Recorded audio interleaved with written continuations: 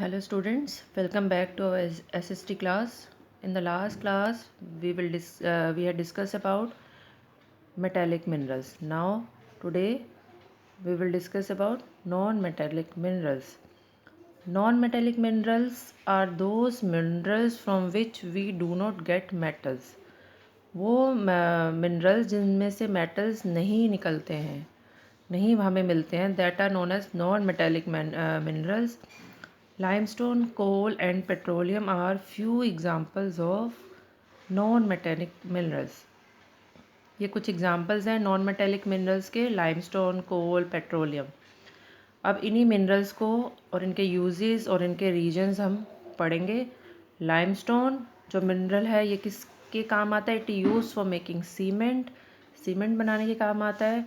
और कौन से एरियाज़ हैं इनके जहाँ पे ये लाइमस्टोन हमें पाया जाता है? Rajasthan, Madhya Pradesh, Telangana, Andhra Pradesh, Gujarat, Meghalaya and Karnataka. Next non metallic mineral is coal.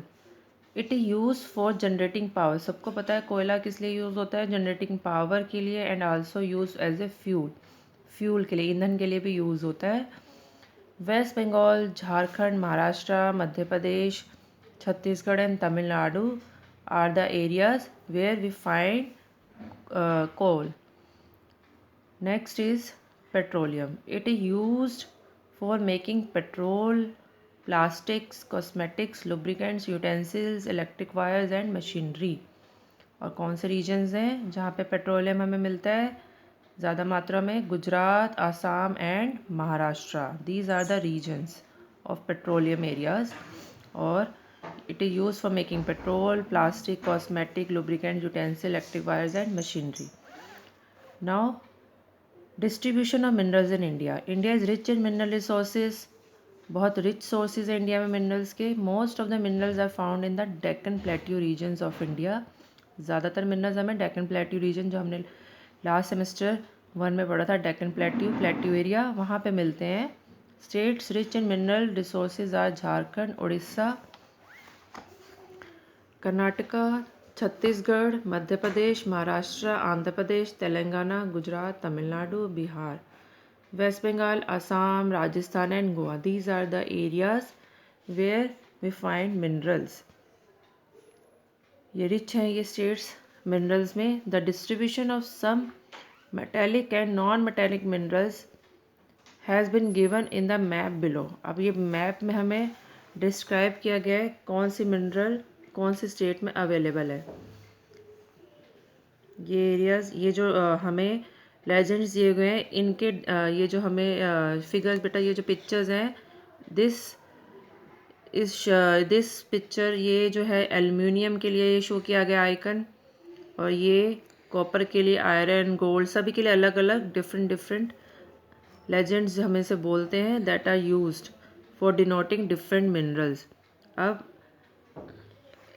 Aluminium के हमने एरियाज़ पढ़े थे. एल्युमिनियम में हमें महाराष्ट्र, केरला एंड उड़ीसा.